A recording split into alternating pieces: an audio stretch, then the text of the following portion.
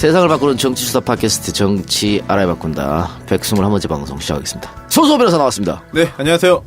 지난주 네. 또 대타 했는데 어땠어요? 네. 아유, 이 작가님의 빠른 쾌유만을 바라고 있었습니다. 청취자도 반응 괜찮은 것 같은데? 제가 볼 때 이동영 작가를 싫어하는 청취자들이 쓴 글이 아닐까 싶은 생각이 들고요. 희한한 사람들. 날 싫어하면서 내 방송 다 따라들어. 그러니까요. 미운정. 그래요? 네, 미운정이 아닐까. 네. 남배우하고 호흡은 어땠어요?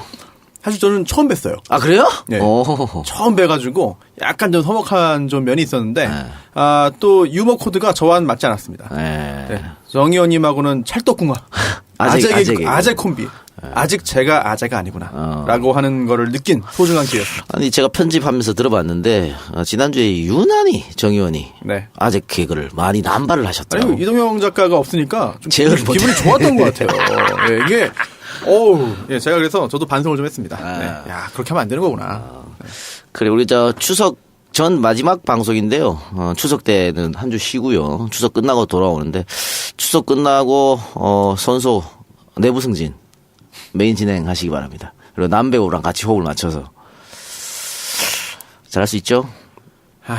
다운로드 수가 10% 이상 떨어지면 안 됩니다. 10% 떨어지겠죠. 10% 이상 떨어지면 안 됩니다. 10%까지는 제가 참겠는데. 아니, 근데 제가 사실은 이동영 작가의 건강이 매우 좋지 않아가지고. 그동안 농담인 줄 알았어요. 저한테 이런 얘기를. 그래서 아닙니다. 잘 듣지 않았는데. 아유, 어떡합니까, 근데, 진짜. 이게 좀 쉬려고. 그리고, 참. 남배우하고 호흡 좀 잘 맞추시고. 메인 진행자로서. 정의원의 아재 개그, 남배우의 중얼 개그, 가차없이 자르기 바랍니다. 제가 못 자르면 편집하겠습니다.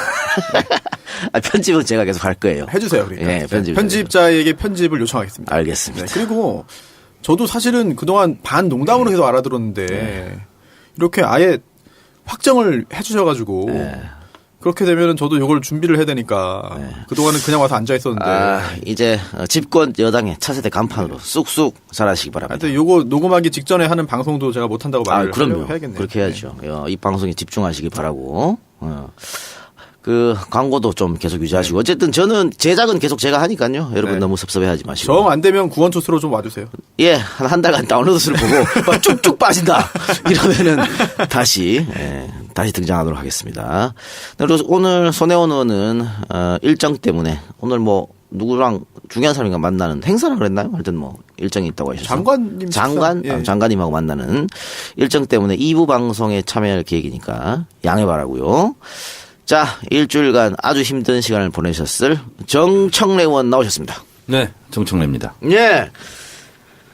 페이스북에 본인의 심경을 담담하게 썼었는데, 저는 사실은 아침부터 그날 새벽 대바람부터 계속해서 포털 계속 보고 있고 주시하고 각종 게시판을 봤어요. 알았어요? 예. 그런데 안 나오더라고 근데 갑자기 정의원이 먼저 얘기를 해서 좀 정의원답다 이런 생각을. 그냥 왜 조용히 넘어가라 이럴 수도 있잖아. 그럴 수 없는 사안인 것 같고. 그래서 이제 제 일이라면 덜 괴로웠을 텐데 또 아들 문제라서 또 그렇고 그래서 정말 괴로웠던 건 사실이고.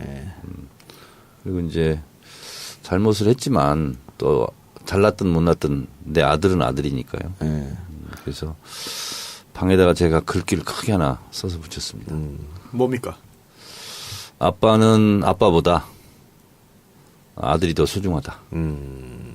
사랑한다 아들아. 아빠가 이렇게 써서 그걸 매일 좀 보라고 그랬어요. 사실 제가 모든 스토리를 다 아는 건 아니지만 또 많은 분들이 모르시는 부분도 일부를 제가 아는 게 있는데 그런 걸 또 정 의원님이 이제 대중들에게 공개하지 않고 이야기하지 않는 것도 역시 정청래에 닿은 게 아닌가 그런 생각이. 정 의원도 근데 마음고생 심했겠지만 또 사모님도 마음고생이 심했을 것 같아요. 저희 애기 엄마는 2번 엄마도 같이 교육받았거든요. 8시간씩. 그래서 1년 내내 좀 힘들었죠. 근데 지금 더 힘들어하는 것 같아요. 그렇겠죠. 네. 그래서 정 의원은 오늘 방송에 자기가 안 나와야 되지 않겠냐고 하는 걸 제가 강제로 데리고 왔습니다. 그래도 궁금해 하실 분도 계시고 할 텐데 근황이라도 좀 이야기 좀 해라고. 그 페이스북에 썼던 글이 뭐 더하기 빼기 할 것 없이 다 그대로 본인의 심경이죠. 네, 그냥 있는 그대로 이렇게 썼어요. 썼고 뭐 더 할 얘기는 있으나 뭐 다 제 불찰이고 그렇기 때문에 제가 안고 가야 될 문제라고 생각을 합니다. 첫째 애 키울 때 엄청 무서운 아빠였잖아요. 무섭게 했다가 그렇게 될 문제가 아니더라고요. 그래서 우리 큰애도 중2 겨울방학 때부터 오히려 아들아 믿는다. 그 작전으로 갔더니 잘 됐어요. 요즘은 이제 대학 다니는데 내가 진짜 걱정 많이 했거든요. 또 이제 제 사건과 연루돼서 그 2008년도 총선 그 관련해서 많이 마음고생했는데 지금은 오히려 이제 그 약이 됐는지 지금 아주 건실하게 또 됐어요. 예. 손수 변호사. 네. 아들 있어요? 저 아들만 둘입니다. 네. 몇 살이에요? 10살, 6살. 네. 그래요. 잘 키우세요. 걱정이에요. 네. 네. 보니까 다들 아들들이 문제인 것 같아. 참 이게 뭐 통상적으로 아들들이 이제 여자아이들한테 사고 치고 그러니까 그런 일이 더 많죠. 뭐 아이고 참 안타깝습니다. 네네네. 알겠습니다. 자 그러면 우리 방송을 한번 돌아볼까요? 네, 지난주 방송에서 김명수 대법원장 인준 표결 결과에 대해서 이야기를 나눴더라고요. 저 없을 때. 네. 뭐 추측하기도 했는데 정 의원님이 160표 통과된다는데 딱 맞췄어요. 네, 그랬더라고요. 처음 족집입니까? 사실 오늘 좀 분위기가 더 좋았다면 깔때기 됐겠지 뭐. 시작하자마자 그거부터 맡았을 거예요. 네. 아니 근데 제가 그때 SBS에 있었어요. SBS에서 그 현장을 이제 보고 개표를 보고 있었는데 그 숫자가 나오는 순간 딱 저는 정 의원님 생각이 나더라고요. 진짜. 근데 아니나 다를까 인터넷에서도 야 어떻게 맞췄냐 이렇게 대단하다 그런 댓글들이 되게 많았습니다. 손혜원 의원도 결과 발표 하자마자 저한테 전화했더라고요. 160표 소름 끼친다고. 어떻게 그냥 딱 떠올랐어요? 아니면 더하기 빼기 하신 거예요? 그냥 숫자가 딱 하늘에서 내려왔어요. 딱 떠올라서. 그런 거예요? 네. 저는 막 계산 성향상 분석 다 하신 줄 알았어요. 아니 이렇게 생각했어요. 바른정당 자유한국당은 합치면 그 140석이잖아요. 네. 그리고 바른정당에서는 몇 명 찬성할 것 같고, 그럴 것 같더라고요.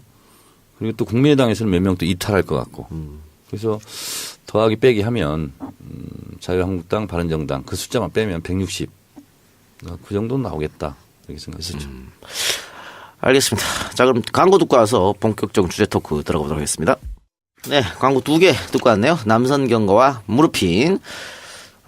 추석 선물로 좋은 남선 경과입니다. 우리 추석 전 우리 마지막 방송이기 때문에 추석 선물 아직 하지 않으신 분 남선 경과 연락하셔가지고 견과류 선물 세트 한번 준비하시기 바랍니다.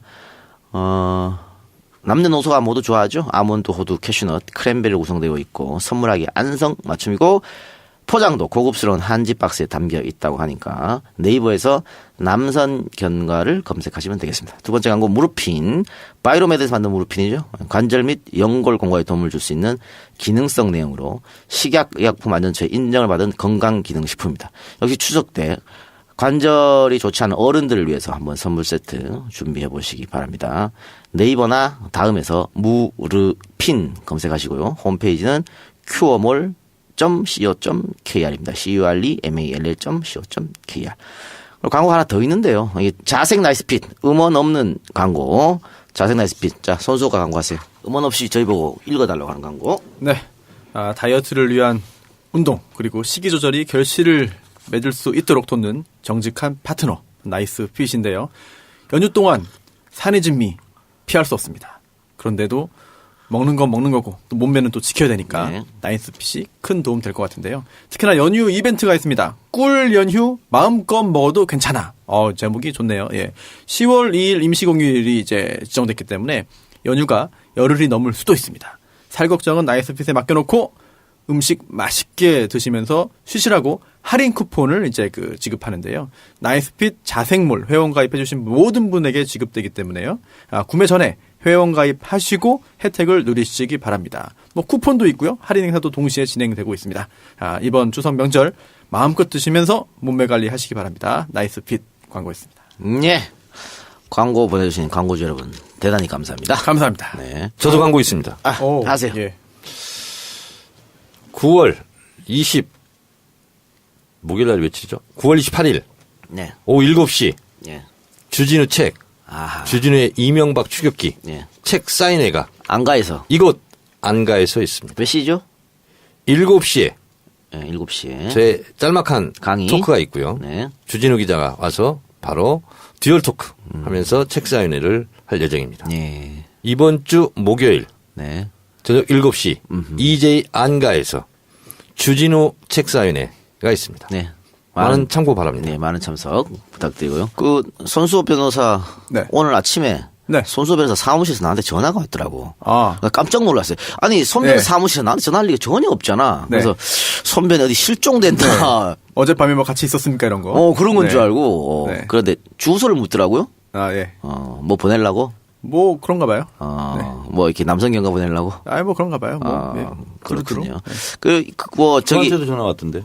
그래요? 네. 네? 저한테도 전화 그래요? 왔던데. 네. 이거 기명란법 위반 아니에요? 누가요? 상관없어? 지금 현재 아무것도 아니고요. 아무것도 아니군요. 예. 상관없군요. 전 공직자이기 때문에. 공짜도 아니고. 네. 뭐 3만 원 이하면은 뭐. 저는 겸손하게 사양하겠습니다. 그 이번 추석 때도 의원회관에 선물 세트가 많이 있는 게 사진 찍혔던데요. 그거 어떻게 해야 되는 거예요? 뭐 명절 때마다 그런 일이 있죠. 네. 그러니까 그 금액 뭐 특정 금액 이하면 괜찮은 건가요? 참 곤란한 게 이제 돌려보내고 막 이래야 되잖아요. 네. 근데 막 어떤 데 주소가 또 안 찍혀서 오는 것도 있고 굉장히 곤란한 경우가 많습니다. 그럴 수도 있겠네요.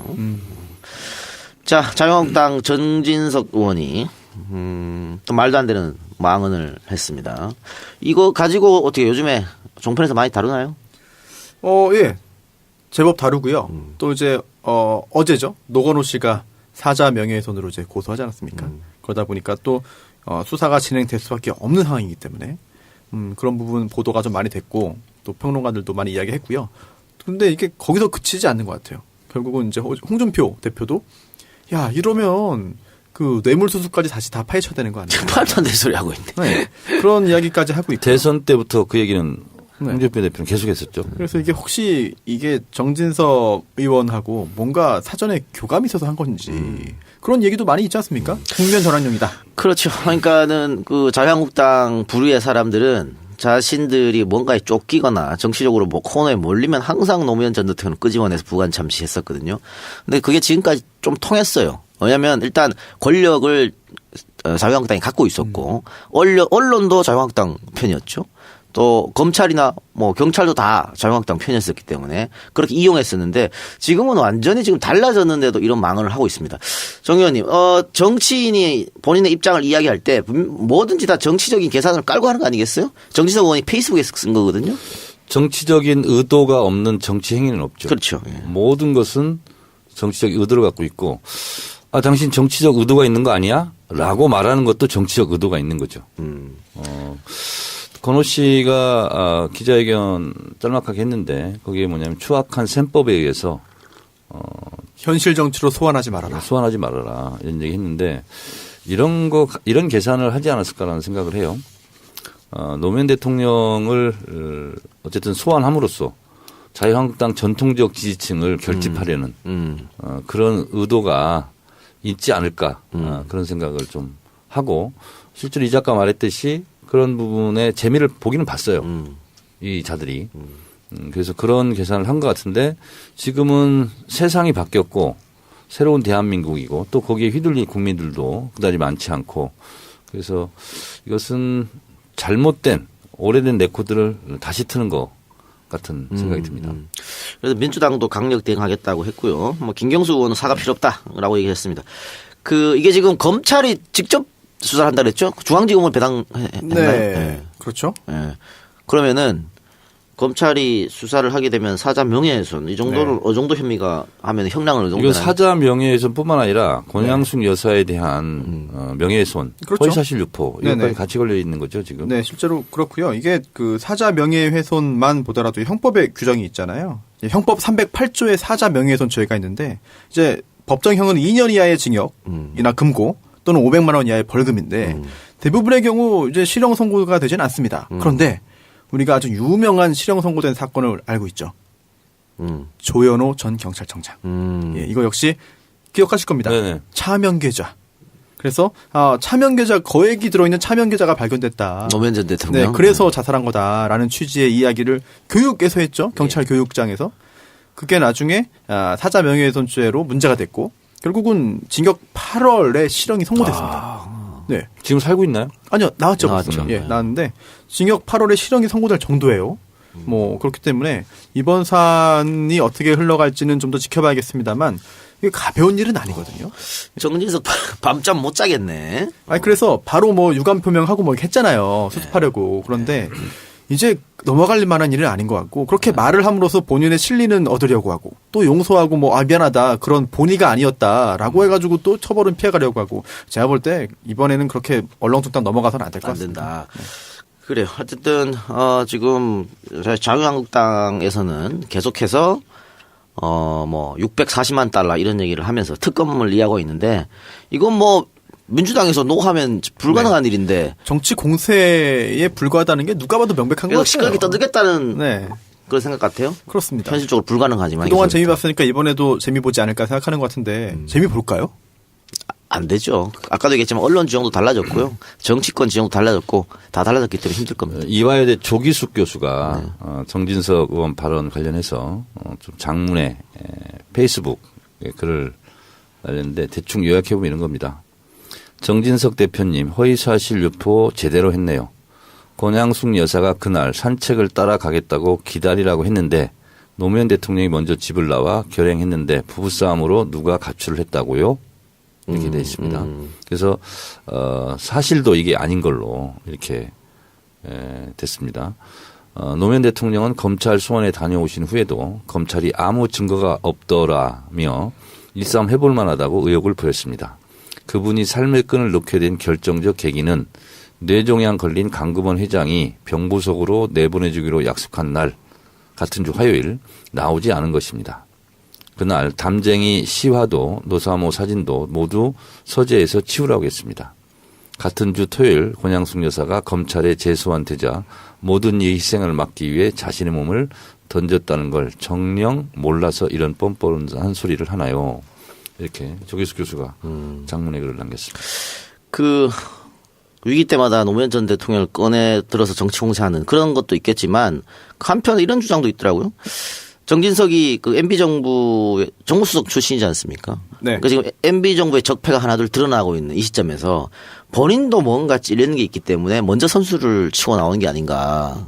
그래서 만약에 정진석이 뭔가 관련됐다. 예를 들어 블랙리스트라도 관련됐다고 하면 그것도 그때 가서 정치 보복, 정치 공세를 몰려는 수작이 아닌가. 이런 주장도 있습니다. 조기숙 교수가 또 하나만 제가 소개할게요. 네. 트위터에 올린 건데요. 자유한국당 의원들 가로 열고 장제원 포함 의, 뇌. 그래서 네 가지를 분석했네요. 재밌네요. 1. 비리가 나오면 정치 보복이라 주장한다. 2. 위기 시엔 노무현을 호출한다. 3. 노무현을 그만 괴롭히라면 친노가 노무현 독점하냐 힐난한다. 4. 법적으로 대응하면 언제까지 과거에 사냐고 미래로 가자고 외친다. 뭐 대충 이런 뭐 프로그램인 것 같아요. 자기들은. 그러니까 말이죠. 하여튼 뭐 이 문제에 대해서는 유족도 그렇고요. 민주당에서 강력 대처를 하기로 했다고 하니까 검찰 수사가 어떻게 될지 조금 지켜봐야 될 것 같습니다. 중앙지검이면은 중앙지검 형사 1부에 지금 배당했다고 하는데. 아, 그래요? 예. 그리고 그 중앙지검장이 누구죠? 윤석열 중앙지검장이죠. 그러면은 이거 그 검찰에 고발하는 거 말고 다른 추가적 대응은 있을까요? 이 법적으로 조치하는 거 말고는 없지 싶은데. 없죠. 오히려 그 이외의 정치 공세에 말려들면은 저쪽의 주문에 따르는 게 아닌가 싶기도 하고요. 그래서 아까 이동경 작가께서 민주당이 적극 대응하기로 했다 했는데 민주당이 대응하나요? 그러니까 그 사과 없다 이런 스탠스죠. 근데 그건 김경수 의원의 개인 뭐 그런 거고. 아니 추미애 대표 같은 네. 경우에도 지금 자유한국당에서 주장하는 그런 것들 네네. 말도 안 된다고 일축해버렸으니까 예. 이렇게 적극적으로 대응한다는 것이고요. 그리고 지금 이명박이 곧 입장 표명을 하겠다고 하는데 직접 국민 앞에 서는 건 아니고 서면으로 한다 이런 얘기도 있어요. 뭐 어떤 얘기가 나올 것 같아요? 억울하다. 나는 아니다. 그런 이야기 아닐까요? 그런 이야기 아니고서는 뭐 나올 이유가 없지 과거를 않을까요? 묻지 말고 미래로 가자. 뭐 이런 유겠죠. 근데 그런 이야기는 잘못했다는 거를 좀 시인하는 듯한 분위기가 있어서. 정치 보복하지 마라. 뭐 이런 거겠지. 근데 지금 여론조사를 보더라도 TK에서도 이명박 수사해야 된다, 처벌해야 된다, 압도적 높아요. 어디 여론조사를 했더라고요. 예. 그렇기 때문에 이 부분에 대해서는 뭐 검찰이 혹은 국정원 근데 지금 점점 지금 MB 같은 경우는 블랙리스트도 있고 또 주진우 기자가 지금 주장하고 있는 비자금 아니 그 140억 관련해서 BBK 문제도 있고 또 국정원 댓글 사건도 있고 지금 뭐 사방팔방으로 지금 좀 옥죄어 가고 있지 않나 이런 생각이 들어요. 네. 그리고 지금 청와대가 안보가 위험한 상황에서 여야 지도부 회동을 요청했는데 홍준표 또 불참선했습니다. 그리고 정우택 같은 경우에는 1대1이면 모르겠지만은 뭔 쥐들은 뭔데 1대1로 해줘야 돼? 하여튼 이런 1대1 회담은 청와대가 받아들이지 않았고요. 이거 안보하면 보수라고 맨날 주장하던 사람들이 이 상황에서 대통령이 만나자고 하는데 거절하는 것은 자유한국당을 더 고립시키는 전략 같은데 왜 자꾸 이렇게 나올까요? 지난번에는 안 갔잖아요. 네. 그러니까 이번에도 홍준표 대표 입장으로서는 가야 될 명분을 못 찾은 것 같아요. 그러니까 한번 그렇게 했으니까 쭉 그냥 뻗는다. 이런 전략이지 않을까 이런 생각이 들고 본인은 아마 이런 또 잘못된 계산을 할 수도 있어요. 다 대통령한테 가서 머리 숙이고 있는데 나는 머리 숙이지 않는다. 뭐 이런 거 있잖아요. 그 어떤 잘못된 남성상 뭐 이런 거. 소수 변호사 김명수 대법원장이 네. 이제 임명됐잖아요. 네네. 가장 충격을 받았던 사람은 김진태일 수도 있고 춘천지방법원장 했기 때문에 네. 김명수 대법원장이 임명됨으로 해서 홍준표 대표의 그 뇌물 받은 사건 네. 그 영향이 있을까요? 사실 법적인 측면에서 볼 때 영향이 그렇게 크진 않을 수 있습니다. 왜냐하면 대법원장이 바뀌었다고 해서 기존에 임명되었던 대법관이 뭐 A라는 판결을 하려고 하다가 B로 바꾼다 또는 B라고 하려다가 A로 바꾼다 그런 상황은 사실 상상하기는 어렵거든요. 하지만 정권이 바뀌었고 또 과거처럼 뭔가 이상하게 흘러가지는 않을 것 같은 생각이 들긴 하는데 사법부는 독립이 되어 있고요. 그리고 또 정치와 관련 없이 판결을 내리는 것이라고 모두가 믿고 있고 실제로 그렇기 때문에 김명수 대법원장이 글쎄요. 됐다고 해서 뭐 달라지는 않을 것 같은데. 그전 대법원장은 완벽히 보수였잖아요. 네. 네네. 그래서 이상한 판결 많이 났잖아. 13대 빵으로. 국정원 사건도 그렇고 원세훈도 돌려치기 하고 이상한 거 많았는데. 그런데 사필 규정이라고 그렇게 해가지고 결국 올려치기 당해가지고 4년 받았잖아. 3년 받았던 거. 그러니까. 대법원의 그 원세훈 전 국정원장 파기환송한 대법원 판결도 사실 완전히 무죄 취지라고 보기는 좀 어려운 것 같아요. 증거 중에 하나가 이게 잘못됐다라고 한 거, 뭐 하나가 굉장히 중요한 거였지만. 전원 합의체 가서 그렇게 된 거잖아요. 네네. 근데 일선 판사들이 그 판결 보고 다 부글부글 끓었다 그러거든. 그렇죠. 이상한 거잖아 그러면. 아니 근데 이상한 게 이상해요. 이상한데 그게 거기도 좀 뭔가 좀 꺼림칙한 게 있었던 것 같아요. 네. 그렇지 않다고 하면은 정말 그 파기환송심에서 어떻게 할 수 없게 확 만들어버리면 되는데 보통 뭐 무죄 취지로 한다든지. 근데 그런 게 없었어요. 아니었었고. 네, 그런 게 없었기 때문에 시간은 오래 걸렸지만 결국 단죄가 될 수 있었죠. 제가 추론 하나 할게요. 네. 지금 전임 국정원장을 현직 국정원이 지금 조사하는 꼴이잖아요. 예. 그리고 실제로 메인 서버 이런 것도 다 보고 있는 것 같고. 그래서 우리가 아직까지 모르는 언론에 알려지지 않는 원세훈의 결정적인 또 흠결 이런 게 저는 있을 수 있다고 봐요. 검찰에 소환됐던데요? 네. 왜 그렇게 제가 예상을 하냐면 문성근 씨나 김묘아 씨가 검찰 갔다 오고 본인들은 몰랐던 걸 또 검찰에서 보고 봤잖아요. 예. 그러면서 분노하고 그런 것처럼 이 언론에 알려지는 것은 사실은 일부잖아요. 검찰이라든가 국정원 조사한 내용이. 그래서 어쩌면 원세훈의 이 악행 국정원장으로서 이것과 MB의 고리를 증명할 수 있는 그런 거리도 있을 수 있다. 그래서 원세훈을 지금 부르는 거 아니냐. 저는 그런 생각이 좀 들더라고요. 손수 변호사 어떻게 생각해요? 맞습니다. 영혼이 없는데. 네. 아니 근데 영혼이 없는 대답이야. 원세훈 전 국정원장이 오늘 나왔잖아요. 근데 또 한 명의 중요한 사람이 지금 구속되어 있습니다. 이게 민병주 전 단장이거든요. 그리고 추명호 네. 압수수색 네, 들어갔고. 그렇죠. 예. 이런 걸 볼 때 특히나 이제 민병주 전 단장이 어떤 이야기를 하느냐. 사실 원세훈 전 국정원장은 이제 MB와 굉장히 밀접한 관련성이 있고 또 정말 한 배를 탄 그런 사람 아니겠습니까, 지금까지. 근데 민병주 단장도 과연 그럴 것이냐. 제가 볼 때는 저는 민병주 전 단장이 어떤 인물인지 모르기 때문에 뭔가 그동안 감춰왔던 이야기 또는 MB가 정말 감추고 싶었던 이야기가 예. 나올 가능성도 있지 않을까 싶어요. 심경의 변화라는 게 있잖아요. 일단 저는 원세훈도 심기의 변화를 일으킬 가능성이 높다고 보는데. 아, 그래요? 예. 그러면 좋죠. 예. 근데 원세훈 전 국정원장은 구치소 생활을 좀 해봤습니다. 이미 지난번에. 그런데도 달라진 게 없거든요. 근데 이번에 구속된 민병주 단장 같은 경우에는 처음이죠. 네. 지난번에도 불구속 상태로 재판을 받았고 또 예. 집행유예가 됐으니까 그렇다면은 본인의 신상에 큰 변화가 생겼으니까 또 예상도 잘 못했을 것 같아요. 이렇게 터지기를. 뭔가 좀 나오길 바라겠습니다. 네. 그리고 우리가 노무현 대통령 얘기를 조금 했습니다만 국정원 개혁위원회가 국정원 적폐청산 TF에서 보고받은 MB 정부 비판 세력 제압 활동 이 조사 결과를 발표했는데요. 여기 보면 당시 이제 이것도 국정원에서 한 건데 노무현 대통령 자살 관련 좌파 제압 논리 개발 활용 계획 이런 문건이 지속적으로 나옵니다. 그러면서 정치권의 노 자살 악용 비판 사이버 심리전 지속을 전개해야 된다. 이러면서 어버이연합과 협조해서 노무현 재단 앞에서 가두 시위 또 종북 세력 규탄 심리전 활동 전개 뭐 이렇게 또 트위터 게재 그러면은 2009년부터 정말 끊임없이 이런 일을 벌여서 왔다는 게 이제 문서로서 드러나고 있는 건데요.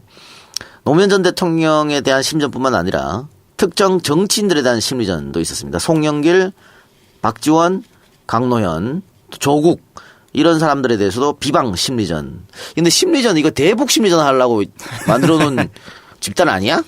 그러니까 왜 국민들 심리를 건드리려고. 여기 정청래는 안 들어갔네요.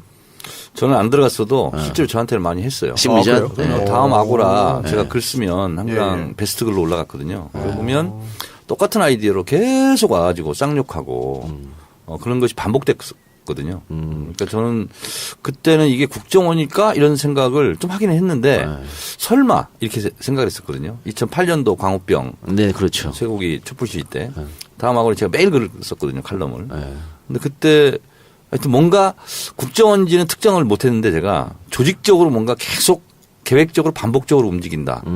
이런 생각은 했어요. 그러니까 다음 아고라에 글을 지속적으로 썼던 정치인들이 몇 명 되지는 않는데 아마 그것은 특정을 해서 여기는 댓글을 계속 달아라.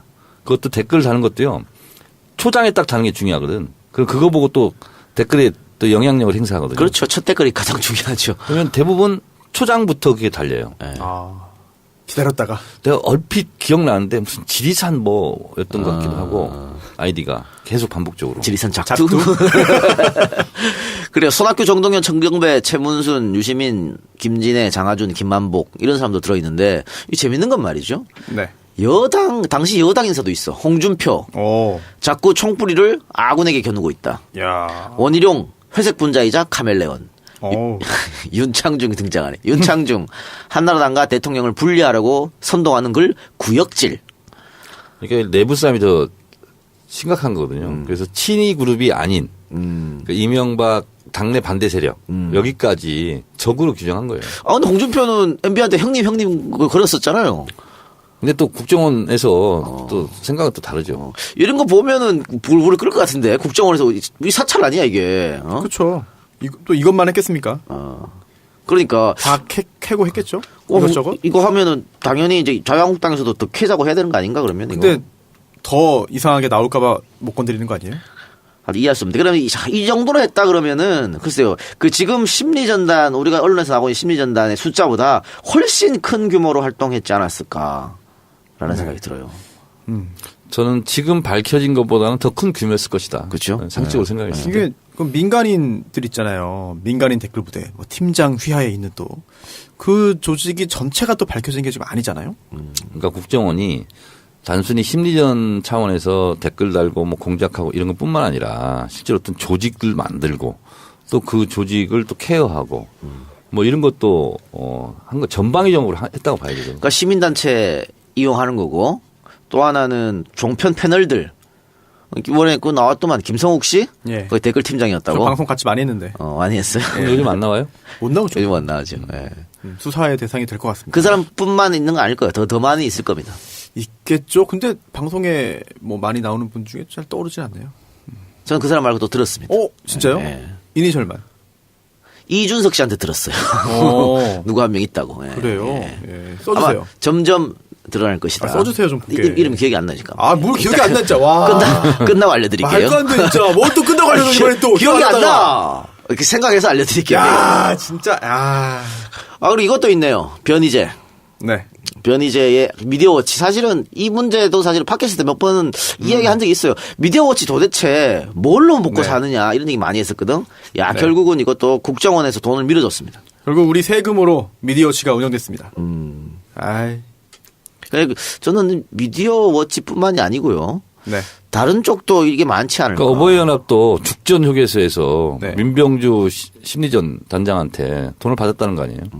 근데 그건 민병주 단장은 아니고 다른 사람 모르는 뭐 40대 남자? 본인은 그렇게 얘기했는데 그게 민병주 단장이라고. 처음에는 무슨 중소기업 한다는 사람으로 네. 알겠더니 나중에 보니까 그게 민병주였더라. 아, 그랬어요. 그 사무총장 얘기가 어버이연합. 근데 생각해 보세요. 민병주 심리전 단장은 상당히 고위직이에요. 네. 근데 그 사람이 그 돈 누구 심부름 시켜도 되지. 그렇게 했을까? 과연 자기가 죽전 휴게소까지 운전을 하고 가서? 그러니까 저도 좀 이상한데요. 네. 그건 아닌 것 같은데. 그러니까 변희재 미디어워치 지원 방안도 있고 어쨌든 정경련 삼성 등 26개 민간기업과 한전 등 10개 공공기관에 광고 지원 요청을 해서 광고비 한 4억 원이 됐다고 하고 2010년 지방선거 앞두고 한명수 후보 비난하는 미디어워치 호혜판이 10만 부가 발행됐다 그러거든요. 인쇄비만 해도 엄청납니다 이거. 10만 부면. 근데 이거를 이런 식으로 했었네요. 이거 앞으로 뭐 변희재 씨 이제 방송에 나오기 어렵겠네요. 지금도 잘 안 나오지 않나요? 지금도 잘 안 나오죠. 그렇죠. 거의 퇴출 상태죠. 예. 그런데 뭐 여기뿐만이 아니고 지금 보수 인터넷 매체 또 보수 단체의 이름을 빌어가지고 종합 일간지에 광고를 했었는데 네. 박원순 문제 있다 이런 광고도 신문 뭐 일면 하단 광고로 뿌리고 뭐 했었던 것 같습니다. 그때는 박원순 시장을 가장 강력한 야당의 대권 주자로 봤을 때인가요? 그래서 견제한 건가요? 그렇죠. 그러면서 지금 뭐 종북 세력 햇볕 정책 비판, 네. 또 이정희 송영길 비판, 김대중 노무현 비판 이렇게 해서 조선국민문화일보, 중앙문화동아일보, 보수재만 각각 3,600만 원, 2천만 원 이런 식으로 계속 진행했고 또 국정원의 보수단체 동원한 가두 집회, 시위와 성명 발표했는데 조금 의아스러운 게 많죠. 네. 그 민주당이 집회를 하거나 혹은 다른 데서 뭘 하면 뭐 연설을 한다거나 뭘 하면 이 사람들 기가 막히게 알고 먼저 와 있었거든. 맞불 집회. 맞불 집회. 희한하게 어떻게 그걸 알고. 확성기 틀어놓고. 다 뭐 국정원 관련된. 그러니까 우리가 서울광장 이런 데서 하잖아요. 네. 물론 민주당 집회가 아니라 이제 뭐 네. 시민사회에서 하잖아. 그러면 국가인권위원회 앞에 있잖아요. 롯데 호텔 건너편. 거기서 주로 막 하고 또 동화면세점 이런 데서도 하고 네. 뭐 많이 그랬어요. 근데 저는 국정원뿐만 아니라 극우 단체들 있잖아요. 네. 그런 데에서도 실제로 많이 했잖아요. 이게 국정원하고 연관성 있는 것도 앞으로 조사를 해야 될 것 같아요. 이름들은 멋져요. 제 이름이 많이 들어가네요. 단체 이름에. 수. 자유민주 수호연합, 자유대한 수호실천본부. 아유, 이것도 있네요. 공교육 살리기 학부모연합. 그러니까 이게 옛날부터 있던 단체로는 모자라니까 급주한 단체도 많아요. 이거 만나서 1년 후에 없어지고 그런 단체 많다. 그렇죠. 예. 이게. 얼마나 쓰레기 같은 짓을 했습니까? 그것도 네. 국정원에서. 그래서 국정원의 내부 개혁 반드시 필요하고 국정원 국내 파트는 뭐 필요 없다 저는 생각하고요. 지금 국정원 개혁 위원회가 원세훈에 대해서 정치관여 및 횡령 배임 혐의로 수사를 의뢰했다고 하는데 지금은 그 정치 개입, 국정원법 위반 그리고 선거 개입 이런 거잖아요. 네. 근데 횡령 배임은 별건 아니에요? 별개죠. 예, 별개이기 때문에 지금 이미 그 원세훈 전 원장이 징역 4년, 자격정지 4년 선고 받고 지금 확정돼서 복역 중인데 네. 그거는 이제 공직선거법 위반, 네. 또 국정원법 위반입니다. 네. 그거 이외에 다른 죄가 있다고 한다면 당연히 추가 기소해서 처벌받을 수 있고요. 그건 별개로 또 성립이 됩니다. 그래서 지금 현재 수사 대상인 거고 오늘이었죠? 오늘 이제 검찰에 나와서 조사를 화요일 날. 예. 네, 화요일에 조사를 받는데 한 번으로 끝날 것 같지는 않아요. 예, 또 이제 어차피 다른 죄로 지금 수용 생활을 하는 중이기 때문에 네. 계속해서 집중적으로 조사를 한다면 좀 밝혀줬으면 좋겠어요. 횡령 배임이라는 건 뭐 국정원 돈을 네. 이상한 데 써가지고 네. 뭐 국민 세금을 딴 데 쓰고 뭐 이런 건가요? 뭐 국정원에 해를 끼쳤다 이런 건가요? 내부 횡령이라는 게 그 다른 사람 소유 내 점유인 거를 이제 그 횡령하는 건데요. 반환 거부 등 반환 거부 또는 횡령하는 건데 이제 어떤 돈이든 이제 그 용도가 있잖아요. 용도가 있고 쓰임새가 정해져 있습니다. 그런데 그런 거 이외의 목적으로 사용했다라고 한다면 이제 횡령이 될 수가 있는 것이고 또 특수활동비. 만약에 특수활동비를 썼다라고 한다면 특수활동비는 아무데나 쓸 수 있는 거 아니냐. 근데 무슨 횡령이냐라는 생각도 할 수 있겠습니다만 하지만 특수활동비가 아무데나 쓰라고 특히나 이런 관제 데모하고 민간인 사찰하라고 준 돈은 아니거든요. 특수활동비도 어디에 쓰라는 게 뭐 있습니다. 그런데 그거를 위반해서 전용한 거기 때문에 이거 역시 횡령죄의 특수활동비 댓글 운영에 70억 원 정도가 들어갔다고 그러는군요. 횡령 배임은 굉장히 큰 거 아닙니까, 횡령이? 그렇죠. 이제 특정한 그런 재산 범죄 같은 경우에는 가중 처벌이 됩니다. 일반 형법보다요. 그래서 특경법이 적용될 텐데 이제 횡령을 통한 그 이득액이 5억 원 이상, 50억 원 미만이면 이제 3년 이상의 유기징역이고요. 예. 50억을 넘었다, 50억 이상이다 할 때는 무기 또는 5년 이상의 징역이고요. 여기에 더해서 이런 그 징역형에 더해서 벌금을 병과할 수 있다. 징역형과 벌금을 같이 줄 수 있어요. 그렇기 때문에 참 엄하게 처벌하려는 마음만 먹는다면 엄하게 처벌할 수 있겠고요. 또 지금 말씀드린 건 법정형이고 대법원 양형위원회의 그 양형 기준표는 표가 있는데 예. 거기에는 좀 더 구체적으로 적혀 있습니다. 아마 그런 양형 기준표를 적용할 것으로 보이는데 이게 다 써버린 돈인데 회수가 되겠느냐. 그러니까 이제 이런 것 같습니다. 제가 그 예결산 소위원장에 있었잖아요. 그 정보위원회. 그래서 국정원장, 차장, 기조실장 특수활동비가 명목으로 적혀 있어요. 그건. 그래서 1년에 어느 정도다 이렇게 책정돼 있거든요. 근데 지금 이것은 70억 원이 나온 것은 그 이외 것이거든요. 근데 그 이외 것을 국정원법을 위반하면서 쓴 거잖아요, 지금. 네. 그렇기 때문에 이것은 뭐 횡령이 될 수도 있고 국가재정법 위반일 수도 있고 뭐 그런 것은 충분하게 가능할 것 같습니다. 그러면 4년을 지금 받았잖아요, 이미. 네. 근데 그 4년 받고 여기 예를 들어서 3년이면 합의 7년 네. 이렇게 되진 않을 거 아니에요. 그렇게 돼요. 그렇게 되는 네, 거예요? 왜냐면은 여러 가지 범죄를 범했을 때 한 번에 재판을 받으면은 이게 다 그 경합범이기 때문에 가장 중한 죄의 2분의 1까지만 가중이 됩니다. 그런데 이번 사안처럼 일부는 재판받고 확정이 됐잖아요. 그리고 그 아직도 남아있는 죄가 있어서 뒤늦게 재판받는다라고 한다면은 두 개 선고되면은 더해서 다 사는 건데. 플러스. 네, 다만 이제 두 번째에 있는 그 판결을 선고할 때는 이걸 다 합해가지고 한 번에 재판했을 때 어떻게 선고됐을 건데 그걸 감안할 수 있도록은 되어 있어요. 규정이. 판사의 재량이에요? 예, 그래서 이게 이왕 어차피 유죄면은 한 번에 다 합해가지고 재판받는 게 유리해요. 그렇죠. 피고인으로서는 그게 낫죠. 네. 야, 그럼 원세훈 큰일 났네? 뭘 걱정해 주세요? 큰일 났네? 뭘 걱정을 해줘? 아니, 큰일 났으니까 부르라고 빨리.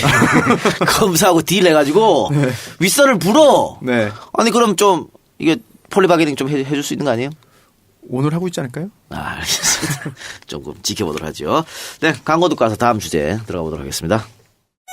아빠가 달라졌다. 술 냄새를 풍기며 집으로 들어오면 자는 날 깨워 했던 말을 또 하던 아빠. 이제는 더 이상 날 귀찮게 하지 않는다. 아빠가 달라졌다. 자는 날 깨워 막무가내로 뽀뽀하며 볼을 비비던 아빠.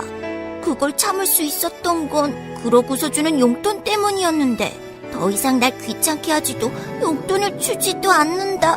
아빠, 대체 뭘 먹은 거야? 몸, 마음, 지갑까지 날 지켜주는 술친구. 살아서 집까지 술친굼. 재구매율과 후기가 좋은 술친굼을 지금 네이버에서 검색하세요. 아휴, 어디서부터 시작해야 할지 막막하네. 왜? 무슨 일 있어? 나 예전부터 전원주택에서 사는 게 꿈이었잖아. 땅부터 덜컥 샀는데 딱히 아는 건축사도 없고 인터넷 뒤져봐도 누가 믿을 만한 건축사인지 모르겠단 말이지. 그래? 그럼 대한건축거래소에 의뢰해봐. 너 집 들일 때 우리 집 봤지? 그거 대한건축거래소에 의뢰한 거야. 대한건축거래소? 온라인에서 간편하게 의뢰만 하면 나에게 딱 맞는 건축사를 매칭시켜주는 거지. 건축사와 직접 미팅을 해보니까 신뢰가 확 가더라고. 정말? 지금 당장 의뢰해야겠다. 이름이 뭐라고? 대한건축거래소. 살고 싶은 집을 살고 있는 집으로 쉽고 빠른 건축 중개 서비스. 대한건축거래소를 검색창에 검색해보세요. 네, 술친굼 광고 듣고 오셨는데요. 재구매율 30% 이상 굼벵이 파워 술친굼 광고입니다. 제 친구가 이걸 샀어요. 광고 듣고. 그래서 정말 이거 정 의원님이 드시냐? 저한테 물어봤습니다. 그래서 안주머니에 갖고 다니신다라고 얘기를 해줬습니다. 술친굼. 네. 그 동글동글한 알맹이가 네. 있어요. 네. 제가 먹어봤으니까 이걸 얘기하는 거예요. 그렇습니다. 아주 효과가 좋습니다. 예, 이 술친굼이 선물용으로도 나왔는데요. 선물 세트, 선물 박스까지 함께 배송이 됩니다. 추석에 사실 선물로 술을 챙기는 경우가 많고요. 또 가족들, 친구들 모여서 술도 많이 먹죠. 술친굼도 함께 챙겨드리는 센스 잊지 마시기 바랍니다. 네이버에 술친굼 검색하시면 되고요. 전화 1599-9067, 1599-9067입니다. 두 번째는 대한건축거래소 광고 듣고 오셨는데요. 건축이 필요한 건축주, 그리고 건축사를 연결시켜주는 건축중개 서비스입니다. 추석에 가족들이 모이면 여러 가지 이야기를 하는데요. 결혼 얘기, 취업 얘기, 건강 얘기, 이런 얘기를 하는데, 또 간혹 하는 얘기가 바로 재산, 돈 이야기고요. 또 그중에 땅 이야기도 가끔씩 하게 됩니다. 새로운 사업의 첫 구상을 하게 될 때 땅 관련해서 뭔가 하고 싶을 때 대한건축거래소를 이용하시면 좋을 것 같고요. 펜션, 카페, 수익형 빌라 등 상업시설에 전문화된 건축사들이 분야별로 파트너 건축사로 함께 일하고 있기 때문에 아주 매칭에 유리할 것 같습니다. 즐거운 명절 되라는 대한건축거래소 사장님의 이야기로 마치겠습니다. 그래요. 감사하고요. 자유한국당에서 매번 색깔론을 들고 나왔지 않습니까? 자기들 선거에 관해서 이기고 싶을 때나 좀 어려울 때나 몰렸을 때나 색깔론 가지고 한 60년 헤쳐 드셨죠. 예, 종북론 이런 거. 근데 어느 순간부터 안 먹히기 시작했습니다. 아마 2010년 지방선거 이때부터 안 먹히기 시작했던 걸로. 그렇죠? 천안함 사건이 터졌는데도 크게 영향을 미치죠. 그렇죠. 오히려 그때 야당이 이겼으니까. 네. 그 이후로 계속 안 먹힙니다. 안 먹혀서 요즘에 새로운 색깔론. 뭔지 아십니까? 색깔론? 동성애. 예. 이걸 들고 왔어요. 그런 것 같아요. 난립니다, 지금. 근데 이게 전례가 있잖아요. 예. 미국에서도 사실 그 보수 복음주의? 복음파 예, 뭐라고 그러죠? 예. 예, 보수 기독교, 보수 개신교가 공화당을 이제 지지하게 되면서 선거 구도가 훨씬 더 공화당이 유리하게 됐다. 그런 분석이 있는데 우리나라도 어떻게 또 그런 것도 바로 또 이렇게 시도하는 것 같아요. 김희수 또 김명수 다 안 된다고 한 이유도 다 동성애예요. 근데 동성애에 대해서 어떤 특별한 걸 밝히지도 하지도 않았는데 않았어. 그냥 낙인을 찍는 게 예전에 그 빨갱이 낙인하고 거의 똑같은 그래 거예요. 동성애 프레임을 씌워가지고 네. 미국은요. 예. 보수와 진보 논쟁이 대부분 동성애 관련 낙태, 총기 이런 거예요. 주로. 그렇기 때문에 그 김희수 후보자 인준안 부결됐을 때도 국민의당에서 일부 의원들의 논리가 호남 기독교계의 압력, 문자가 몇천 통씩 온다. 네. 안 된다고. 그런 논리를 들었거든요. 또 민주당 의원들도 안 되는 이유, 동성애 때문에 안 된다고 엄청 받았다 그러더라고요, 문자를. 그러니까 차별금지법 예. 19대 국회 때 들어왔다가 결국은 보수 기독교의 압력으로 이제 철회했어요. 근데 그 차별금지법을 동성애 허용법이라고 또 이제 부르더라고요. 그러니까, 예. 그래서 지금 각 교회마다 이거 서명운동도 하고 막 그랬어요. 그러니까 색깔론이 안 먹히다 보니까 또 어쨌든 문재인 대통령이 강력하게 대북 정책을 하고 있고 70% 지지율을 넘어서고 이런 상황에서 동성애 프레임을 들고 와서 이걸로 지금 공격하는 것 같습니다. 일단은 사실은 그 진보 진영에서 동성애 문제 가지고 뭐라 할 수 없는 거거든. 차별 문제가 있기 때문에 그걸 가지고 계속 공격하지 않을까 싶은데 앞으로 이 스탠스는 계속 유지될 것 같은데요? 효과가 좀 있는 것 같아요. 실제로 국민의당 의원들도 김희수 헌재 소장 후보자에 대해서 반대하면서 그런 문자를 너무 많이 받았다. 무시할 수 없었다라고 하는 이야기를 하거든요. 물론 그거는 표면적인 거고 실제로는 문재인이 싫어서일 수도 있겠습니다만. 근데 지역 유권자, 특히나 지역에서 굉장히 많은 신도수를 보유하고 있는 그런 교회 관계자들이 집중적으로 어떤 의견을 표명한다면 표에 민감할 수밖에 없는 지역구 국회의원이 그걸 무시할 수 있겠느냐 현실적으로. 아니 선거 때 되면 항상 그런 종교단체 가가지고 인사하고 다 표 달라고 하잖아요. 그런데 그런 요구에 대해서 반대하고 뭐 무시했다가 나중에 표 달라고 가면은 또 목사님이 한마디 하면은 그거는 또 치명적인 또 불이익으로 돌아갈 수 있기 때문에 의식을 할 수밖에 없지 않을까 대표적인 싶습니다. 지역 중에 하나가 서울 강동구입니다. 강동구요? 명성교회라고 굉장히 큰 대형 교회가 진선미 의원이. 진선미 의원이 굉장히 고생했어요. 반대해서요? 진선미 의원을? 해명하고 그러더라고요. 이 문제에서 어떻게 돌파해야 될 것 같습니까? 저는 좀 적극적으로 했으면 좋겠는데. 어떻게요? 그러니까 지금 이번에는 뭐 투표가 네. 있었기 때문에 그랬다고 하지만 조금 민주당에서 적극 대응을 하지 않았거든. 그래요? 그거 아니다. 지지한 적 없다. 이런 식으로 이제 했었는데. 네. 뭐가 문제이냐. 뭐 이런 식으로 좀 했으면 좋겠어요. 근데 또 종교인 과세랑 또 맞물리는 것 같아요. 어. 그래서 또, 이번에 또 종교인 과세 관련해가지고 적극적으로 나서거나 이런 정파, 정당, 정치인 같은 경우에는 정말 엄청난 또 공격당하지 않을까. 투쟁의 전략과 전술 중에서 전술적인 측면에서 이런 게 있어요. 우리 학생운동할 때 옛날에 낮은 단계부터 높은 단계로 서서히 이동해가라. 한꺼번에 과도한 목표를 설정하지 마라. 네. 등게 있습니다. 그러니까 이 문제는 아니 뭐 이 문제 가지고 문재인 대통령도 홍준표한테 네. 그때 후보 시절에 예. 이거 가지고 말꼬리 봉변 당했죠, 봉변. 그랬었잖아요. 근데 네.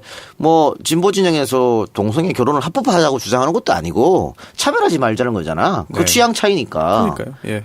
그 사람들 뭐 원하는 대로 네. 왜 그거를 다른 사람이 그런 거를 왜 못하게 만드는 존재를 거잖아. 부정할 수는 없잖아요. 그럼요. 그리고 그렇게 태어나고 싶어서 태어난 것도 아니고 그런 거잖아요. 자기가 선택의 결정권이 없잖아요. 그럼요. 그래서 차이와 차별의 차이점 아세요? 뭡니까? 차이는 다른 거고 차별은 자기 선택권이 없는 상태에서 주어진 조건, 존재 이거라고 합니다. 예. 또 하나 하태경 바른정당 최고위원이 국민의당과 2단계 연대론을 이야기했습니다. 그래서 1단계로 정치개혁 연대를 추진해서 신뢰를 형성한 다음에 2단계로 선거연대. 그래서 국민의당과 선거에 대해서 3파전으로 선거를 치르면 해볼 만하다. 지금 바른정당은 좀 어떻게 되고 있어요? 바른정당이 지금 굉장히 저는 얼마 안 가서 분당될 가능성이 높다. 저도 그렇게 정칩니다. 진짜요? 네. 그리고 저도 해봐서 하는데 네. 하태경 의원이 요즘 이렇게 붕붕 떠다녀요. 좀 구름 위를 걷는 것 같아. 그리고, 당권 도전 때문에 그런가요? 그리고 다 자기 뜻대로 될 것 같고 그렇지만 그렇지 않습니다. 네. 제가 봤을 때는 바른정당은 이미 원심력이 작동하기 시작했다. 저는 이렇게 생각합니다. 그러니까 자유한국당으로 갈 사람들 이 대부분이 그거 같고요. 다시 뭐라고 하죠? 연대파와 자강파? 자강파, 연대파 이렇게 제가 봤을 있죠. 때는 짐 싸놓고 좀 타이밍 보고 있지 않을까 생각이 들어요. 그러니까 김무성 대표 같은 게 대표적인 것이고 이제 전통적인 셈법 이런 게 있거든요. 선거 때 되면 1, 2번 싸움이지 3, 4번은 의미가 없다. 그러니까 미우나 고우나 선거 때 되면 또 박빙으로 간다. 지방선거도요? 그렇죠. 그렇게 계산하는 거예요. 그러니까 실제로 사람들이 보면 네. 3번, 4번을 찍을 때는 네. 굉장히 고민해서 찍잖아요. 그렇죠. 선뜻 근데 손이 안 가죠. 전통적인 지지층들은 1번 아니면 2번 선택하게 네. 돼 있거든요. 그러면은 민주당 입장에서도 뭐 적어도 4파전 되기 때문에 선거에 크게 유리할 것이다 이런 생각을 하면 안 되겠네요. 아니 뭐 선거는 죽을 똥 살똥 해야 되는 거지 뭐 오지도 않은 일을. 이 전통적인 명언이 있습니다. 뚜껑 열어봐야 한다. 그리고 원래 이 지방선거는 네. 정부 여당의 무덤이란 말도 있어요. 왜요? 전통적으로 항상 약했어. 아. 지방선거 정부에. 근데 뭐 이번에는 또 다르겠죠. 다르고 바른정당 같은 경우에는 자강론 의원은 그렇게 많지는 않아 보여요. 근데 예를 들어서 연대파가 탈당을 해서 자유한국당과 합치게 되면 이 자강파들이 5명, 6명 자기들끼리 남아 있진 않을 거란 말이죠. 그러니까 진보 진영은 가치 중심적이잖아요. 이념 중심적이고. 네. 근데 보수 쪽은 이익 중심적이거든. 네. 그래서 자기가 이 계산기 딱 두들겨 봤을 때 이게 이익이다 저게 이익이다 정확하게 나와요. 그러면 뭐 안면 몰수하고 그냥 그렇게 가는 거죠. 그러니까 바른정당으로 나왔다가 다시 들어간 13명인가요? 예. 그분들은 뭐 하여튼 뭐 염치 불구하고 가는 거죠. 그러면은 나머지 자강파들이 지금 하태경 의원 말처럼 2단계, 3단계 연대에서 결국은 합치겠다는 거잖아. 국민의당하고. 그러면 국민의당 호남 의원들도 반대하지 않을까요? 어떻게 보십니까? 그러니까 모순 관계가 성립되잖아요. 예. 호남 같은 경우는 바른정당이랑 연대를 해? 그럼 호남을 버려야 되는 그런 게 나오잖아요. 안철수만 바른정당 가면 안 되나요? 그러면 선거 전에 정기 개편 가능성 어떻게 봅니까? 저는 지방선거 이후에 오히려 이후에? 정계 개편이 될 것으로 저는 예측을 했었거든요. 예. 근데 지금 돌아가는 양상으로 보면 지방선거 뭐 승리라는 명분을 내세워서 예. 지방선거 전에 이합 집산을 하지 않을까 이런 생각이 좀 듭니다. 저도 지방선거 전에 뭔가 정기 개편이 있을 것 같은데 민주당은 어떤 스탠스를 취해야 될까요? 이삭 죽기 안 하나요? 저는 그렇게 하면 역풍 맞을 거라고 봅니다. 아, 이 작가님 너무 구시대적인 생각 아닙니까? 네. 아니 이번에 봤잖아. 쪽수 없어가지고 힘든 거. 그럼 누굴 데려오라고요? 아니, 3명만 그냥- 말해보세요. 아니 그냥. 예, 아니 국민의당 쪽하고 전혀 뭐 없겠죠? 안 되겠지? 지금 감정의 골도 좀 깊은 편 아닌가? 그런 것 같아요. 그래 알겠습니다. 또 다른 거 없나요? 주진우 기자 네. 판도라에 나왔습니다. 10년 만에 텔레비전 나왔답니다. 제가 직접 보지는 못하고 어제 월요일에 했죠, 월요일. 반응만 봤는데 네. 와 너무 좋다 그러던데. 아, 그래요? MBN에서 이런 걸 방송해? 뭐 이러던데. 네. 어. 실제로 시청률도 3%가 넘었고요. MBN이 재인가 심사가 얼마 안 남지 않았나요? 종편들마다 다 그런 거지. 그러니까, 근데 또 시기가 다르잖아요, 다. 근데 이제 주진우 기자는 약간 특별한 거였어요.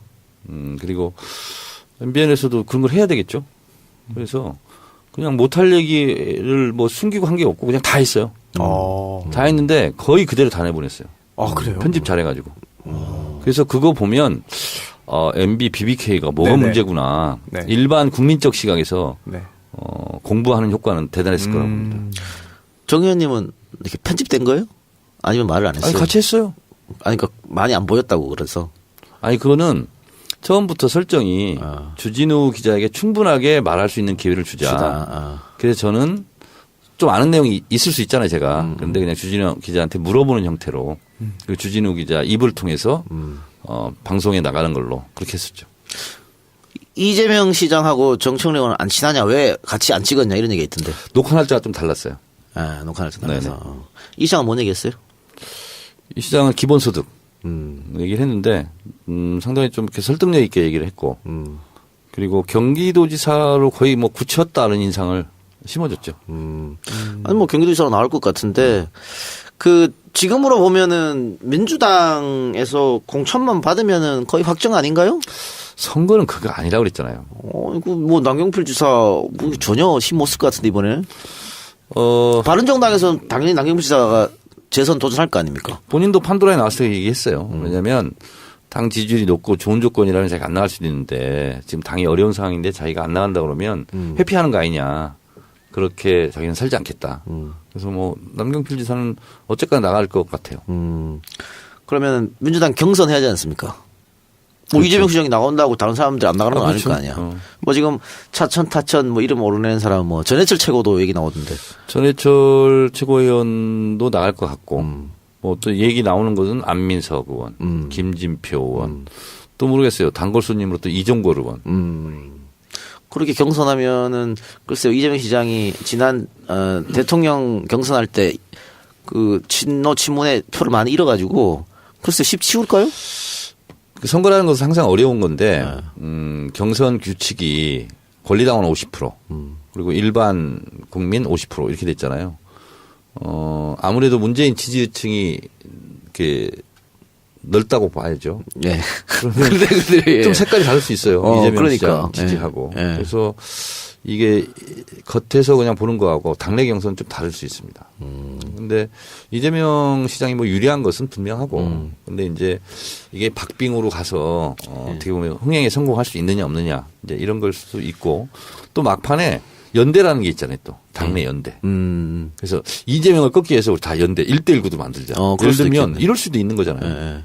그래서 선거라는 것은 낙관하는 것 자체가 바보스러운 일이에요. 항상 그리고 실제로 이기고 있다 할지라도 겸손해야 돼. 대의원 가중치는 없나요? 없습니다. 아, 다 당원 대의원 똑같이. 그렇게 하고. 근데 지방선거 들어가면 이제 또 뭐 경선하고 하면 각 캠프에서 정 의원 좀 도와줘. 할 거 아니에요. 권리당원은 우리 방송하는 오늘이 25일인가요? 예. 오늘까지 입당을 26일. 오늘까지 입당을 해야 왜냐하면 또 입력 기간도 있고 그래서 대체적으로 이제 9월까지 권리당원 모집 기간이고 10월부터는 이제 권리당원 관리 기간이죠. 그래서 실제로 권리당원 모집 기간은 끝났고 그래서 3월 1일자 기준으로 1,000원씩 6회 납부자. 이것은 1,000원이요? 네. 최소 1,000원 당비. 근데 이게요. 지난번 추미애 당대표 최고위원회에서 결정을 했잖아요. 3월 1일 날로 1,000원 이상 6회 납부자로 권리 자격을 부여한다. 이거는요. 별거 아닌 것 같아서 굉장하게 큰 일이었어요. 어떤 의미가 있습니까? 항상 임박해가지고 6개월로 하냐, 3회 납부를 하냐, 6회 납부를 하냐, 이거 가지고 항상 그랬거든요. 매번 달라져요? 매번 달라졌어요. 근데 이번에는 그것도 좀 미리 이상한데요? 불예측성 이걸 없애버렸어요. 그래서 지금 9월까지 권리당원 모집한 그 숫자로 권리당원 투표는 진행됩니다. 네. 그래서 지방선거에 정 의원님 이제 누가 도와달라고 하면 도와줘요? 아니면은 이기는 편 우리 편 할 거예요? 아직 뭐 그런 기미는 없어요. 전혀. 네.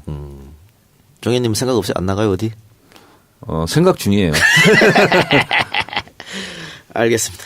자, 그러면 이것으로 121회 방송 마무리하고 122회에서 손혜원 의원 저기 와 있으니까 손혜원 의원이랑 같이 이야기를 나눠보도록 하겠습니다. 정청래 키워드 분석 준비되어 있는데 뭡니까 내일은? 선전포고. 북한 이야기군요. 네. 또 김광석. 알겠습니다. 재밌는 주제 선전포고와 김광석 내일 기대해 주시고요. 저희는 하루 쉬었다가 내일 돌아오겠습니다. 들어주신 여러분 대단히 고맙습니다. If I could change the world.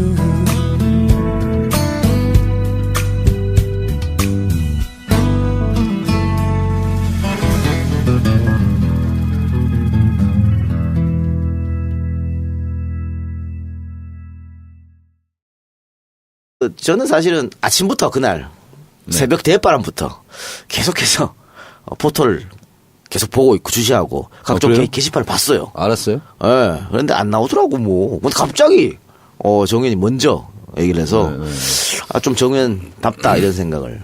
그냥 왜 조용히 넘어가라 이럴 수도 있잖아. 뭐 그럴 수 없는 사안인 것 같고.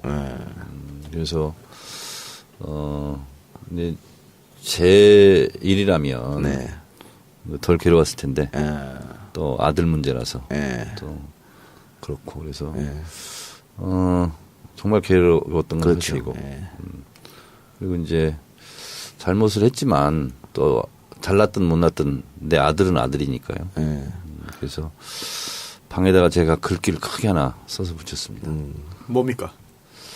아빠는 아빠보다 아들이 더 소중하다.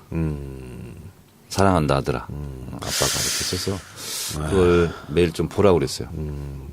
사실 제가 그 모든 스토리를 다 아는 건 아니지만 또 많은 분들이 모르시는 부분도 일부를 제가 아는 게 있는데 그런 걸 또 정 의원님이 이제 대중들에게 공개하지 않고 이야기하지 않는 것도 역시 정청래에 다운 게 아닌가 그런 생각이. 예, 정 의원도 그때 마음고생 심했겠지만 또 사모님도 마음고생이 심했을 것 같아요. 저희 애기 엄마는 2번 엄마도 같이 교육받았거든요. 8시간씩. 그래서 1년 내내 좀 힘들었죠. 근데 지금 더 힘들어하는 것 같아요. 그렇겠죠. 네. 그래서 정 의원은 오늘 방송에 자기가 안 나와야 되지 않겠냐고 하는 걸 제가 강제로 데리고 왔습니다. 그래도, 궁금해 하실 분도 계시고 할 텐데, 근황이라도 좀 이야기 좀 해라고. 그 페이스북에 썼던 글이 뭐 더하기 빼기 할 것 없이 다 그대로 본인의 심경이죠.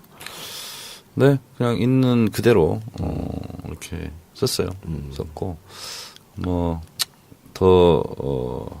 할 얘기는 있으나, 뭐, 다 제 불찰이고, 그렇기 때문에 제가 안고 가야 될 문제라고 생각을 합니다. 첫째 애 키울 때 엄청 무서운 아빠였잖아요. 무섭게 했다가, 그렇게 될 문제가 아니더라고요. 그래서 우리 큰애도 중2 겨울방학 때부터, 오히려 아들아 믿는다. 그 작전으로. 그랬더니 잘 됐어요. 요즘은. 이제 대학 다니는데, 내가 진짜 걱정 많이 했거든요. 또 이제 제 사건과 연루돼서 2008년도 총선 그 관련해서 많이 마음고생했는데, 지금은 오히려 이제 그 약이 됐는지 지금 아주 건실하게 또 됐어요. 예. 손수 변호사. 네. 아들 있어요? 저 아들만 둘입니다. 네. 몇 살이에요? 10살, 6살. 네. 그래요. 잘 키우세요. 걱정이에요. 네. 네. 보니까 다들 아들들이 문제인 것 같아. 네, 참 이게 통상적으로 아들들이 이제 사고를 여자 아이들한테 크게 쳐요. 사고 치고 그러니까 그런 일이 더 많죠. 아이고 참 안타깝습니다. 네네네. 알겠습니다. 자, 그러면 우리 방송을 한번 돌아볼까요? 네, 지난주 방송에서 김명수 대법원장 인준 표결 결과에 대해서 이야기 나눴더라고요. 저 없을 때. 네. 추측하기도 했는데 정 의원님이 160표 통과된다는데 딱 맞췄어요. 네, 그랬더라고요. 처음 족치기입니까? 사실 오늘 좀 분위기가 더 좋았다면 깔때기 됐겠지 뭐. 시작하자마자 그거부터 맡았을 거예요.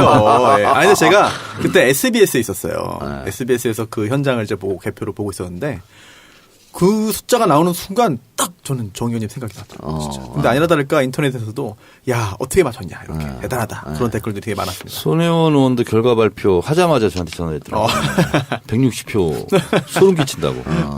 어떻게 그냥 딱 떠올랐어요? 아니면 더하기 빼기 하신 거예요? 그냥 숫자가 딱 하늘에서 내려왔어요. 딱 떠올라서. 그런 거예요? 네. 저는 막 계산 성향상 분석 다 하신 줄 알았어요. 아니 이렇게 생각했어요. 바른정당 자유한국당은 합치면 140석이잖아요. 네. 그리고 바른정당에서는 몇 명 찬성할 것 같고, 그럴 것 같더라고요. 그리고 또 국민의당에서는 몇 명 또 이탈할 것 같고, 그래서 더하기 빼기 하면 자유한국당, 바른정당 그 숫자만 빼면 160, 그 정도는 나오겠다 이렇게 생각했었죠. 알겠습니다. 자, 그럼 광고 듣고 와서 본격적 주제 토크 들어가보도록 하겠습니다. 네, 광고 2개 듣고 왔네요. 남선 경과와 무르핀. 추석 선물로 좋은 남선 경과입니다. 우리 추석 전 우리 마지막 방송이기 때문에 추석 선물 아직 하지 않으신 분 남선 경과 연락하셔가지고 견과류 선물 세트 한번 준비하시기 바랍니다. 남녀노소가 모두 좋아하죠. 아몬드, 호두, 캐슈넛, 크랜베리로 구성되어 있고 선물하기 안성 맞춤이고 포장도 고급스러운 한지 박스에 담겨 있다고 하니까 네이버에서 남선 견과를 검색하시면 되겠습니다. 두 번째 광고 무르핀. 바이로메드에서 만든 무르핀이죠. 관절 및 연골 공과에 도움을 줄 수 있는 기능성 내용으로 식약의약품안전처에 인정을 받은 건강기능식품입니다. 역시 추석 때 관절이 좋지 않은 어른들을 위해서 한번 선물 세트 준비해 보시기 바랍니다. 네이버나 다음에서 무르핀 검색하시고요. 홈페이지는 curemal.co.kr입니다. curemal.co.kr. 광고 하나 더 있는데요. 이게 자색 나이스핏, 음원 없는 광고. 자색 나이스핏. 자, 손수호가 광고하세요. 음원 없이 저희 보고 읽어달라고 하는 광고. 네. 다이어트를 위한 운동, 그리고 식이 조절이 결실을 맺을 수 있도록 돕는 정직한 파트너, 나이스핏인데요. 연휴 동안 산이진미 피할 수 없습니다. 그런데도 먹는 건 먹는 거고 또 몸매는 또 지켜야 되니까 네. 나이스핏이 큰 도움 될 것 같은데요. 특히나 연휴 이벤트가 있습니다. 꿀 연휴 마음껏 먹어도 괜찮아. 제목이 좋네요. 예. 10월 2일 임시공휴일이 이제 지정됐기 때문에 연휴가 열흘이 넘을 수도 있습니다. 살 걱정은 나이스핏에 맡겨놓고 음식 맛있게 드시면서 쉬시라고 할인 쿠폰을 이제 지급하는데요. 나이스핏 자생몰 회원 가입해주신 모든 분에게 지급되기 때문에요. 구매 전에 회원 가입하시고 혜택을 누리시기 바랍니다. 뭐 쿠폰도 있고요. 할인 행사도 동시에 진행되고 있습니다.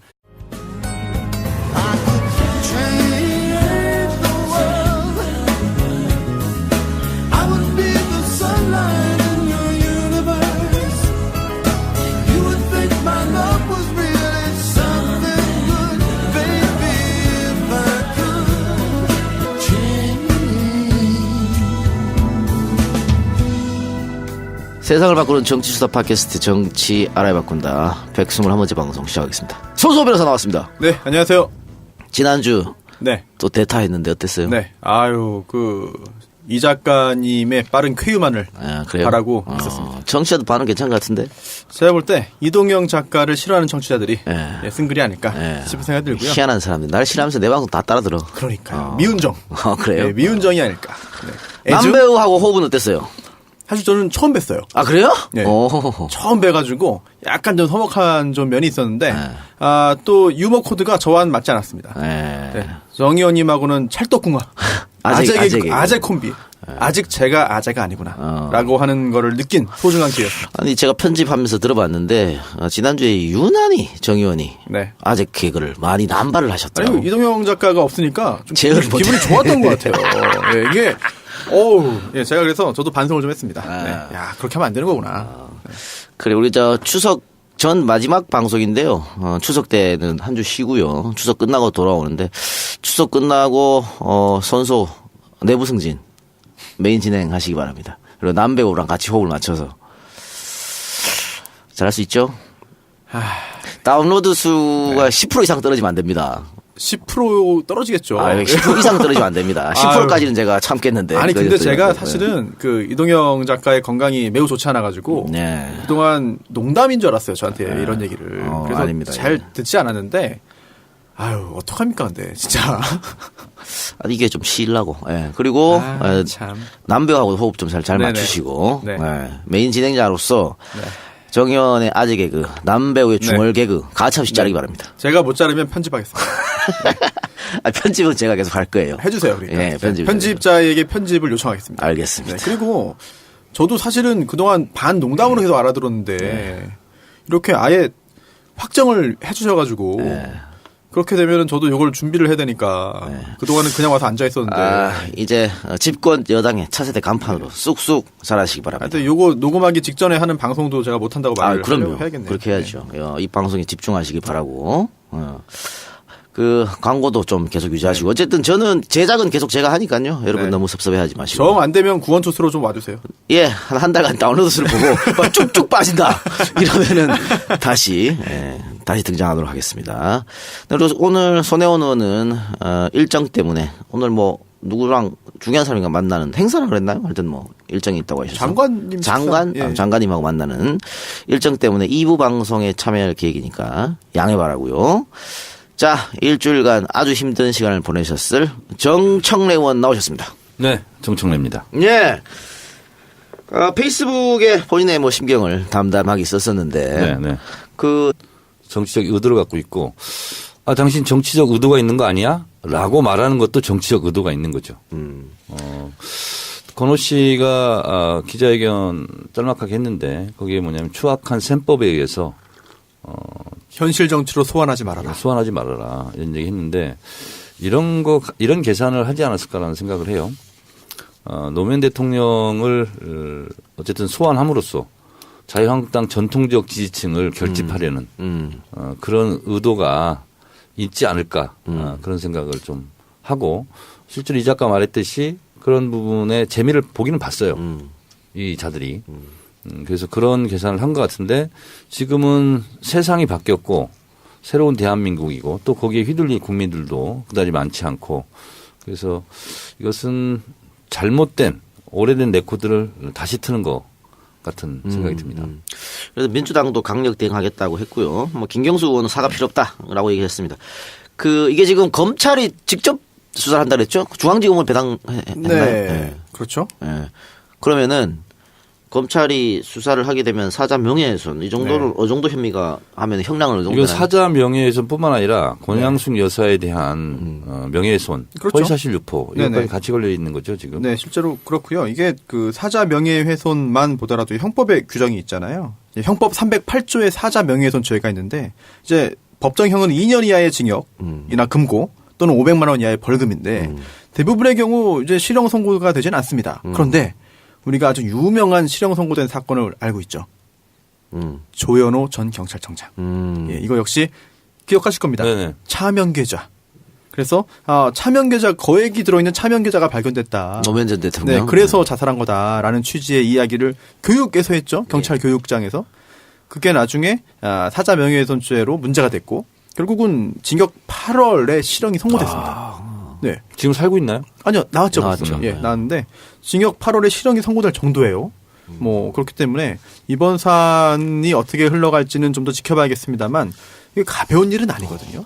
정진석 밤잠 못 자겠네. 아니 그래서 바로 뭐 유감 표명하고 뭐 이렇게 했잖아요. 수습하려고. 그런데 이제 넘어갈 만한 일은 아닌 것 같고 그렇게 말을 함으로써 본인의 실리는 얻으려고 하고 또 용서하고 뭐 미안하다 그런 본의가 아니었다라고 해가지고 또 처벌은 피해가려고 하고 제가 볼 때 이번에는 그렇게 얼렁뚱땅 넘어가서는 안 될 것 안 같습니다. 된다. 그래요. 어쨌든 지금 자유한국당에서는 계속해서 뭐 640만 달러 이런 얘기를 하면서 특검을 이해하고 있는데 이건 뭐 민주당에서 노하면 불가능한 일인데 정치 공세에 불과하다는 게 누가 봐도 명백한 것 그래서 같아요. 시끄럽게 떠들겠다는 네, 그런 생각 같아요. 그렇습니다. 현실적으로 불가능하지만 그동안 계속 재미 봤으니까 이번에도 재미 보지 않을까 생각하는 것 같은데 재미 볼까요? 안 되죠. 아까도 얘기했지만 언론 지형도 달라졌고요. 정치권 지형도 달라졌고 다 달라졌기 때문에 힘들 겁니다. 이화여대 조기숙 교수가 정진석 의원 발언 관련해서 좀 장문의 페이스북 글을 날렸는데 대충 요약해보면 이런 겁니다. 정진석 대표님 허위사실 유포 제대로 했네요. 권양숙 여사가 그날 산책을 따라가겠다고 기다리라고 했는데 노무현 대통령 이번 추석 명절 마음껏 드시면서 몸매 관리하시기 바랍니다. 나이스 핏 광고했습니다. 예. 광고 보내주신 광고주 여러분 대단히 감사합니다. 감사합니다. 네. 저도 광고 있습니다. 하세요. 예. 9월 20 목요일 날 며칠이죠? 9월 28일 네. 오후 7시 예.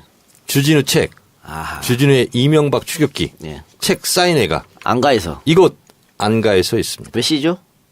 7시에 예, 7시에. 제 짤막한 강의. 토크가 있고요. 네. 주진우 기자가 와서 바로 듀얼 토크 하면서 책 사인회를 할 예정입니다. 예. 이번 주 목요일 네. 저녁 7시 EJ 안가에서 주진우 책 사인회가 있습니다. 네. 많은 참고 바랍니다. 네, 많은 참석 부탁드리고요. 그 손수호 변호사 네. 오늘 아침에 네. 손수호 변호사 사무실에서 나한테 전화가 왔더라고. 아. 그러니까 깜짝 놀랐어요. 아니 손변 네. 사무실에 나한테 전화할 리가 전혀 없잖아. 네. 그래서 손변 어디 실종된다. 어젯밤에 뭐 같이 있었습니까 이런 거? 그런 건 네. 줄 알고. 네. 그런데 주소를 묻더라고요. 아 예. 뭐 보내려고? 뭐 그런가 봐요. 뭐 이렇게 남성경가 보내려고? 뭐 그런가 봐요. 뭐 예. 그렇군요. 네. 뭐 저기 저한테도 전화 왔던데. 그래요? 네. 네? 저한테도 전화 그래요? 왔던데. 네. 이거 기용란법 위반 아니에요? 누가요? 상관없어? 지금 현재 아무것도 아니군요. 아무것도 아니군요. 예. 상관없군요. 전 공직자이기 때문에. 공직자도 아니고. 네. 뭐 3만 원 이하면은 뭐. 저는 겸손하게 사양하겠습니다. 그 이번 추석 때도 의원회관에 선물 세트가 많이 있는 게 사진 찍혔던데요. 그거 어떻게 해야 되는 거예요? 뭐 명절 때마다 그런 일이 있죠. 네. 그러니까 그 금액 뭐 특정 금액 이하면 괜찮은 근데 건가요? 참 곤란한 게 이제 돌려보내고 막 이래야 되잖아요. 네. 근데 막 어떤 데 주소가 또 안 찍혀서 오는 것도 있고 굉장히 곤란한 경우가 많습니다. 그럴 수도 있겠네요. 자, 자유한국당 전진석 의원이 또 말도 안 되는 망언을 했습니다. 이거 가지고 어떻게 요즘에 종편에서 많이 다루나요? 예.